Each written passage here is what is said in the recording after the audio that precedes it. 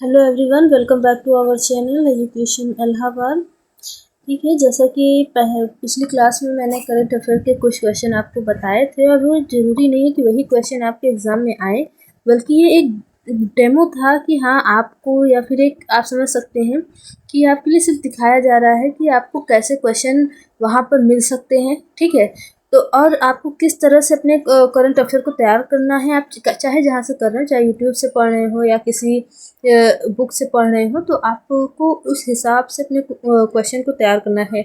एकदम easy question को नहीं तैयार करना है। और आजकल जो ट्रेंड चेंज हो रहे हैं क्वेश्चन के, ठीक है, क्वेश्चन पूछने के जो ट्रेंड चेंज हो रहे हैं, तो आप उनको फॉलो करेंगे। ठीक है, तो आप इस हिसाब से, जिस हिसाब से मैं क्वेश्चन बता रही हूँ, आप वो करंट में चल रहे हैं, मतलब कि उन सब ट्रेंडिंग में है।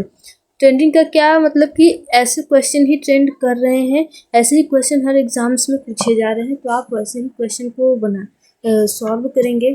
ठीक है, तो ये नहीं करेंगे कि आप बहुत ही इजी क्वेश्चन लेके बैठ गए, या प्रधानमंत्री, राष्ट्रपति, ये वो नहीं। और जो ऐसे क्वेश्चन लीजिए, अब जैसे ये भी नहीं है कि हाँ अब आईपीएल पूछेगा या फिर आपको वर्ल्ड कप पूछेगा, आप ये भी नहीं करेंगे। आपको जैसे गेम्स वगैरह हैं, नेशनल गेम्स, यूथ गेम्स, ये सब आपको पढ़ने हैं, उनमें याद करने हैं। ओलंपिक्स वगैरह का ये आपको समझ में आना चाहिए।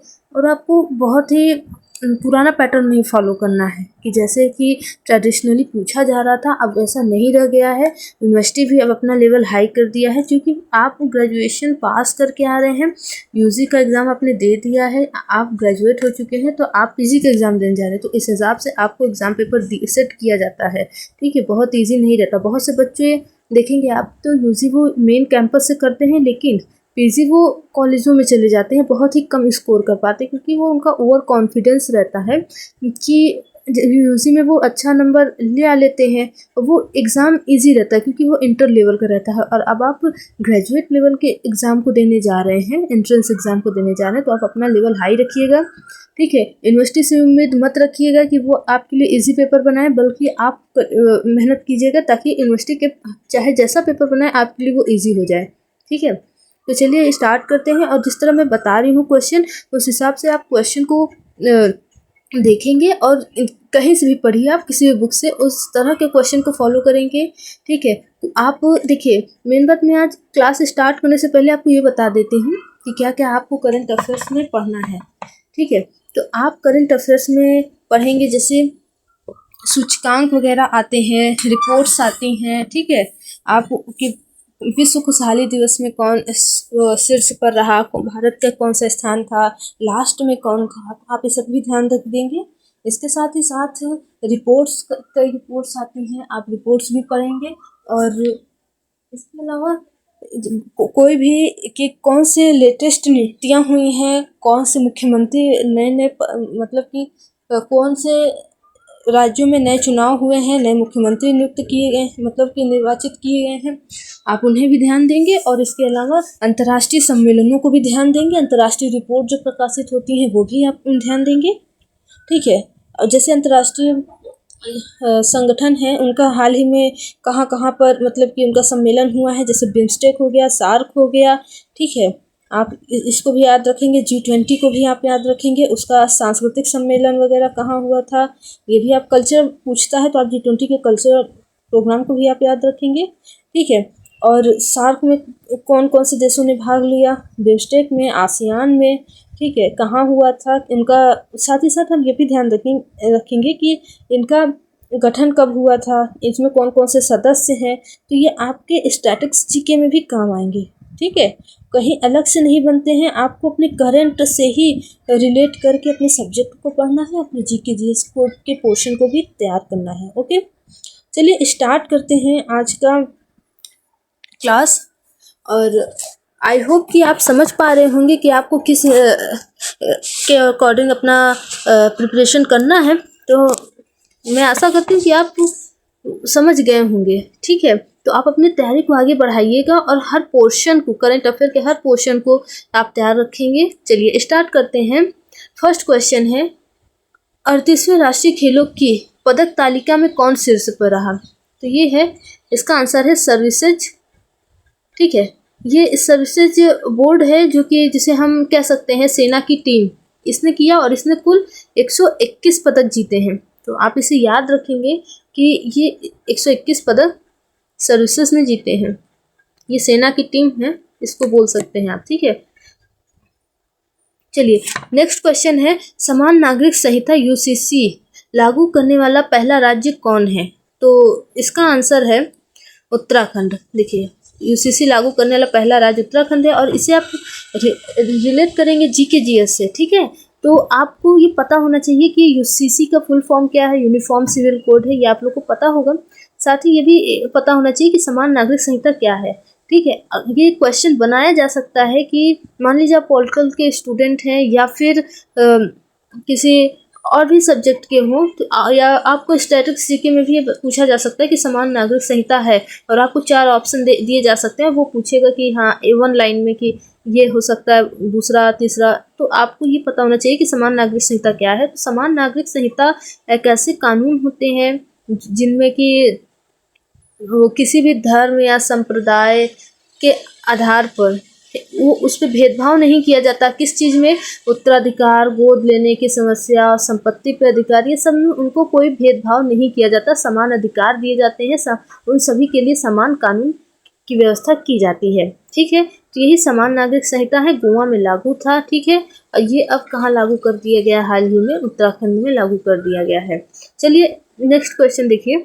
अच्छा, साथ में आप ये भी याद रखेंगे कि यूसीसी का जिक्र हमारे संविधान में कहाँ आता है? यूसीसी का जिक्र हमारे संविधान में राज्य के नीति निर्देशक तत्वों को, जिसे आप डीपीएसपी कहते हैं, ठीक है, उसके अनुच्छेद 44 में आता है। तो आप आर्टिकल 44 भी याद रखेंगे, ये भी आपके जीके का पोर्शन है। आप अगर पॉलिटिकल साइंस देने जा रहे हैं तो ये तो मोस्ट इम्पॉर्टेंट है, ठीक है, और जीके वालों के लिए भी इम्पॉर्टेंट है। अच्छा, आप ये भी कीजिएगा, जीके का आप पोर्शन तैयार कर रहे हो तो जो इम्पोर्टेंट आर्टिकल होते हैं, ठीक है, जो इम्पोर्टेंट अमेंडमेंट होते हैं, आप उनको भी याद कर सकते हैं। इम्पोर्टेंट एक्ट, ठीक है, जो आप उन्हें याद कर लीजिएगा और देख लीजिएगा। जैसे कि मैं बता देती हूँ, आर्टिकल 44, 40, ठीक है, और 51। तो 51 में आप तो जानते ही हैं कि अंतर्राष्ट्रीय शांति सुरक्षा व्यवस्था के लिए 51 में प्रावधान किए गए हैं।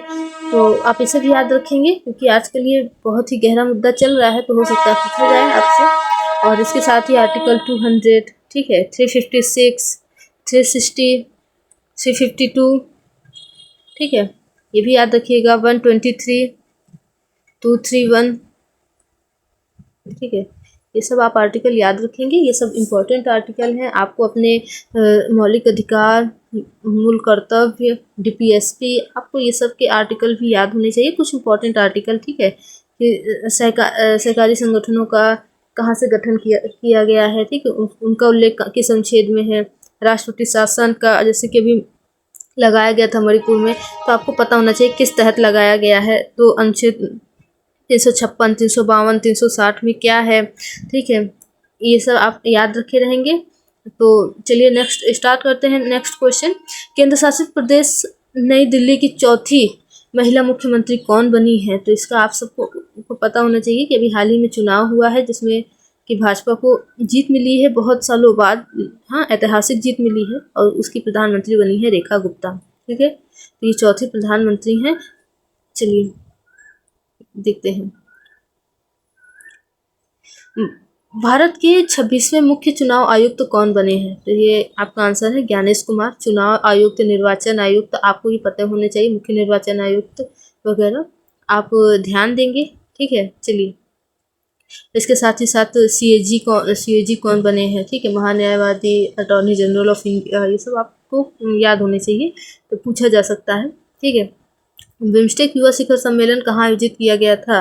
तो बिम्स्टेक शिखर, यहाँ पे देखिए ई लगा लीजिएगा, बिम्स्टेक युवा शिखर सम्मेलन, तो ये आयोजित हुआ था गुजरात के गांधीनगर में आयोजित हुआ था। कहाँ आयोजित हुआ था? तो ये गांधीनगर में आयोजित हुआ था, ठीक है। अच्छा, एक इसमें इम्पोर्टेंट कि आप इसका ये आपके जीके से भी संबंधित है, तो आप ये याद रखेंगे कि बिम्स्टेक का गठन कब हुआ था? तो बिम्स्टेक का गठन हुआ था 6 जून 1997 में गठन हुआ था, ठीक है, बिम्स्टेक का। और साथ ही साथ ये भी पूछा जा सकता है कि बिम्स्टेक में कौन कौन से देश सम्मिलित हैं। तो आप याद रखिएगा, भारत सम्मिलित है, ठीक है, बांग्लादेश, म्यांमार, श्रीलंका, थाईलैंड, नेपाल, भूटान, ये सब सम्मिलित हैं। तो आप इन सब देशों का नाम लिख लीजिएगा, याद कर लीजिएगा। आपको ऑप्शन पूछा जा सकता है कि इनमें से कौन से देश बिम्स्टेक में नहीं है, या कौन कौन से देश बिम्स्टेक में है। तो आपसे पूछा जा सकता है, समूह बना करके भी पूछा जा सकता है। और साथ ही आपका ये भी याद रखिएगा कि बिम्स्टेक का मुख्य सचिवालय कहाँ है, तो ढाका, बांग्लादेश के ढाका में इसका सचिवालय है, ये भी याद रखिएगा। और साथ ही साथ एक इम्पॉर्टेंट ये भी है करंट अफेयर में, इससे दूसरा क्वेश्चन भी बनाया जा सकता है कि इसका विषय क्या था, बिम्स्टेक युवा शिखर सम्मेलन का विषय क्या था, थीम क्या थी। तो आप इसको याद रखिएगा, इसका थीम था अंतर बिम्स्टेक आदान प्रदान के लिए युवा एक सेतु के रूप में, ठीक है, अंतर बिम्स्टेक, फिर से सुन लीजिए, अंतर बिम्स्टेक आदान प्रदान के लिए युवा एक सेतु के रूप में, ये इसकी थीम थी। आप इसे याद रखेंगे, भूलेंगे नहीं। साथ ही साथ अगर आप कोई भी सम्मेलन पढ़ रहे हैं, कोई भी दिवस पढ़ रहे हैं, तो आप उसकी थीम को जरूर पढ़िएगा, ठीक है, ये इम्पोर्टेंट होती है थीम, और इससे क्वेश्चन बनते हैं। ये बहुत ही ज़्यादा मतलब कि पूछा जा सकता है कि मान लीजिए कि बिम्स्टेक युवा शिखर सम्मेलन की थीम क्या थी, तो आपको याद होना चाहिए, आपको पता होना चाहिए। आप बिम्स्टेक का पढ़िए, इसके अलावा आप ध्यान देने की बात है कि आप सार्क का पढ़िएगा, आसियान का हुआ है भारत का झुकाव, जैसे कि आप देख रहे हैं भारत का झुकाव जो है सार्क के अलावा, सार्क से मतलब विमुख होते हुए आसियान की तरफ, बिम्स्टेक की तरफ ज़्यादा हो रहा है, क्योंकि सार्क में जैसे कि आपको पता होगा कि पाकिस्तान के सम्मिलित होने से भारत का बहुत मनमुटाव बढ़ रहा है, और भारत आसियान और बिम्स्टेक को एक विकल्प के रूप में देख रहा है, जिससे कि दक्षिण पूर्वी एशियाई देशों को आपस में कनेक्ट किया जा सके, उनसे अच्छा संबंध बनाया जा सके, उनसे फ्री ट्रेड किया जा सके, ठीक है। अच्छा, फ्री ट्रेड से एक और चीज़ बात याद रखिएगा कि जैसे साफ्टा वगैरह है, तो साफ्टा कब से लागू किया जा रहा है, तो आप ये भी मतलब कि कब साफ्टा का गठन पहली बार कब हुआ था, उसे कब लागू करने की बात की जाती है। तो साफ्टा को याद रखिएगा आप, ये फ्री ट्रेड एग्रीमेंट होता है, हाँ, साउथ एशिया में फ्री ट्रेड एग्रीमेंट होता है, लेकिन ये देशों के आपसी मनमुटाव के कारण जो है कि सफल रूप से लागू नहीं हो पा रहा है। तो आप इसे भी पढ़िएगा, जानिएगा, समझिएगा।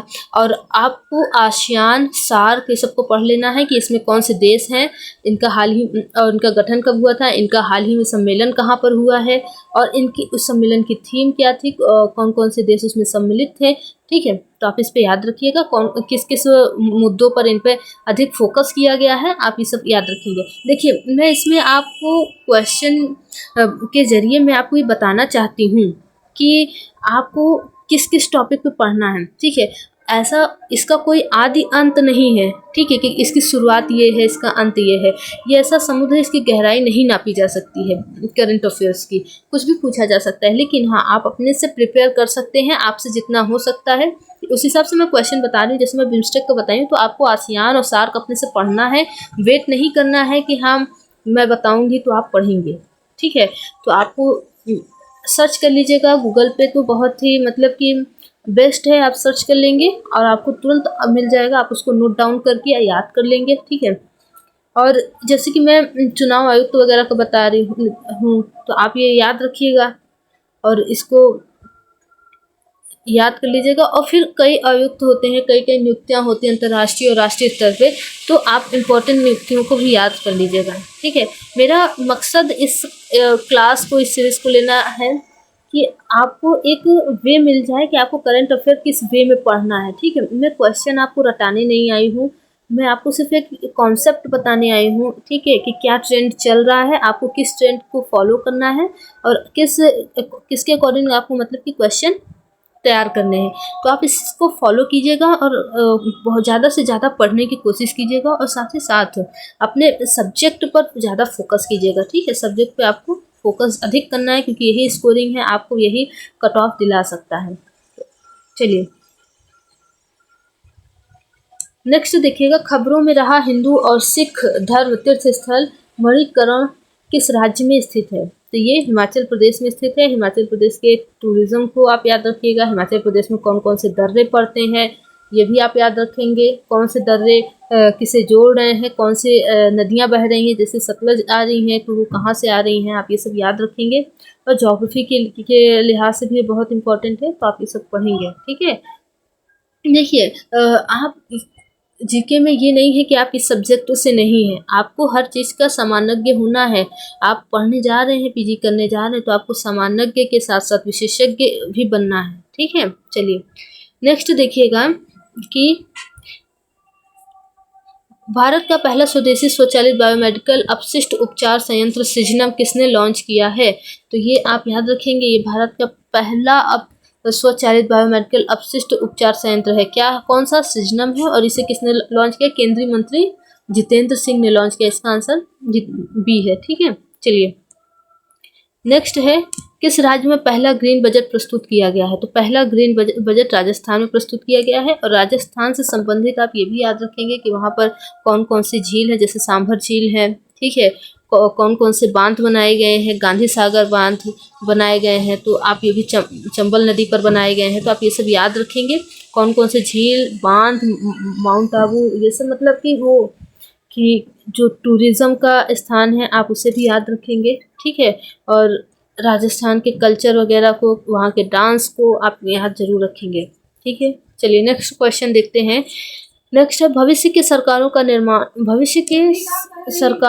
निर्माण थीम के तहत विश्व सरकार शिखर सम्मेलन 2025 कहाँ आयोजित किया गया है?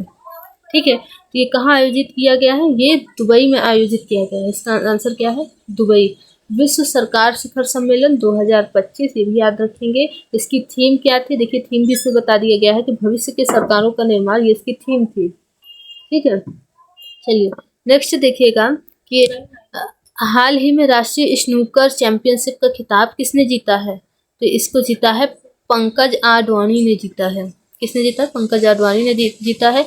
अच्छा, स्नूकर चैंपियनशिप का अवार्ड देख लीजिएगा। और भी जैसे फुटबॉल और क्या कहते हैं कि जितने भी ट्रॉफी वगैरह हैं, आप उसे देख लीजिएगा।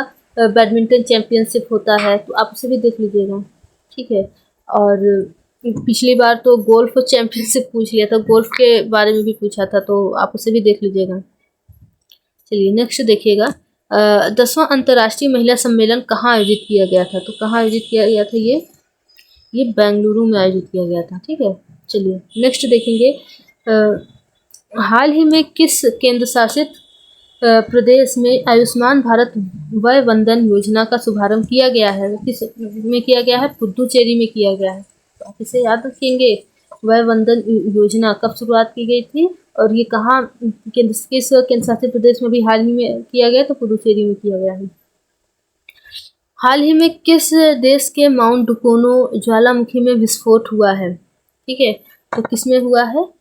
तो इंडोनेशिया के माउंट डुकोनो ज्वालामुखी कहाँ स्थित है? तो इंडोनेशिया में स्थित है। इसके अलावा हाल ही में अभी माउंट लोवोटोवी, ठीक है मैं लिख दे रही हूँ, लोवोटोवी ये भी है, वो इंडोनेशिया का ज्वालामुखी, यहाँ पे भी विस्फोट हुआ था। तो आप ये भी याद रखेंगे, माउंट डुकोनो, माउंट लोवोटोवी दोनों इंडोनेशिया के हैं। अच्छा, ये इंडोनेशिया जो है पैसिफिक रिंग ऑफ फायर में आता है, ठीक है। ज्योग्राफी के बच्चे जो पढ़े होंगे और जीके के भी, हाँ, जनरल स्टडीज़ में, तो पैसिफिक रिंग ऑफ फायर के अंतर्गत ये इंडोनेशिया आता है। और इसमें इंडोनेशिया में कम से मतलब कि आप देख सकते हैं कि लगभग 120 ज्वालामुखी हैं, ठीक है, क्योंकि ये ज्वालामुखी सक्रिय प्रदेश में है। और इसको आप याद रखें, माउंट डुकोनो और माउंट लोवोटोवी ये मेन है, अभी हाल ही में इसमें उद्गार हुआ है, ठीक है। तो नेक्स्ट देखिए, चर्चा में रहा अनामुडी 16 राष्ट्रीय उद्यान किस राज्य में स्थित है? तो किस राज्य में स्थित है? ये केरल में स्थित है। अभी अनामुडी 16 राष्ट्रीय उद्यान। इसके अलावा आप देख सकते हैं पंपादुम राष्ट्रीय उद्यान, ठीक है, पंपादुम राष्ट्रीय उद्यान, अब पंपादुम 16 राष्ट्रीय उद्यान, ठीक है। अनामुडी 16 राष्ट्रीय उद्यान, ये पंपादुम 16 राष्ट्रीय उद्यान है। ये भी किस राज्य में स्थित है? केरल में स्थित है। और केरल में इसके अलावा पेरियार राष्ट्रीय उद्यान, ठीक है, पेरियार राष्ट्रीय उद्यान और साइलेंट वैली, ठीक है।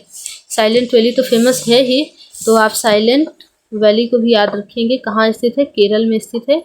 और केरल के तट को याद रखिएगा, पेरियार तट है और क्या कहते हैं कि वहाँ पे कौन कौन से बंदरगाह हैं और कौन कौन से दर्रे हैं, तो आप इसे याद रखेंगे, ठीक है। और दर्रे कहाँ से किसको जोड़ते हैं, नदियाँ कौन सी बह रही हैं, कौन सा जलप्रपात बन रहा है वहाँ पे, तो आप ये भी याद रखेंगे। चलिए नेक्स्ट देखते हैं। अच्छा चलिए देखिए, उत्तराखंड में आयोजित 38वें राष्ट्रीय खेलों का विषय क्या था? तो 38वें राष्ट्रीय खेलों का विषय क्या था? ग्रीन गेम्स था। देखिए अभी मैंने 38वें राष्ट्रीय खेलों के बारे में अभी स्टार्टिंग में बताया है, और साथ ही ये भी अभी है कि इसका विषय क्या था, तो ये ग्रीन गेम्स था। और ये भी पूछा जा सकता है 38वां राष्ट्रीय खेल कहाँ आयोजित किया गया था? तो उत्तराखंड में आयोजित किया गया था, जनवरी में आयोजित किया गया था, जनवरी 2025 में। ये भी आपको पता होना चाहिए, ठीक है। तो चलिए इसी के साथ हमारा आज की ये क्लास समाप्त होती है, और आपका बहुत बहुत धन्यवाद, ठीक है। लेकिन आप अपनी तैयारी को जारी रखिएगा, और जिस हिसाब से क्वेश्चन मैं बता रही हूँ उसी के अकॉर्डिंग तैयार कीजिएगा।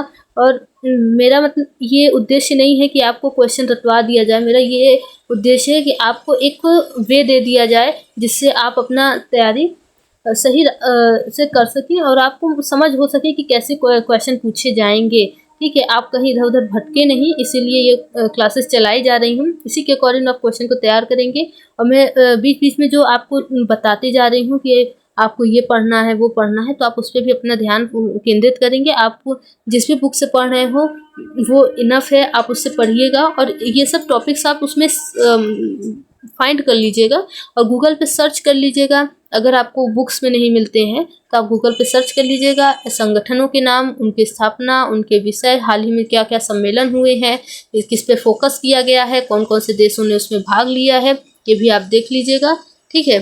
चलिए, और साथ ही साथ उसमें आप ये भी ध्यान रखेंगे कि कौन कौन से दिवस अभी आयोजित किए गए हैं, ठीक है। दिवस जैसे कि अभी हाल ही में 12 फरवरी 2025 को गुरु रविदास जयंती मनाई गई है, ठीक है।